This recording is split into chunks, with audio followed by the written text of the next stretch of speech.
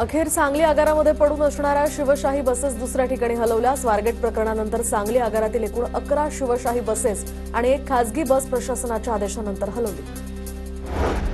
नंदुरबार जिल्ह्यातील 4ही आगारांमध्ये शिवशाही बसेसची संख्या वाढवण्याची मागणी। मुंबई, पुणे, नाशिक या ठिकाणी जाण्यासाठी जिल्ह्यात मोजक्याच शिवशाही बसेस। जळगाव महापालिका आयुक्तांकडून 1263 कोटींचा अर्थसंकल्प। कर्मचाऱ्यांच्या 7व्या वेतन आयोगाच्या फरकासाठी 18 कोटी।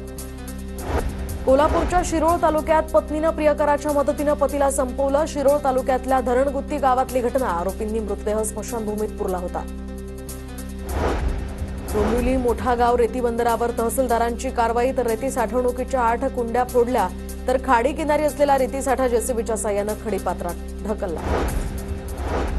भंडाऱ्यामध्ये उन्हाळी धान रोवणीच्या कामांची लगबग। धान रोवणीचा हंगाम अंतिम टप्प्यात आल्यामुळे शेतकरी सध्या व्यस्त। होळीनिमित्त गोंदिया ते पटना आणि गोंदिया ते छपरा विशेष रेल्वे धावणार। 11 ते 15 मार्च दरम्यान प्रवाशांच्या सोयीसाठी विशेष रेल्वे गाड्या सोडण्याचा निर्णय। नागपुरात महिला उद्योजिका मेळाव्याची सुरुवात। तर महिला उद्योजिका बचत गटातील महिलांच्या कौशल्याला प्रोत्साहन देण्यासाठी नागपूर महापालिकेचा पुढाकार।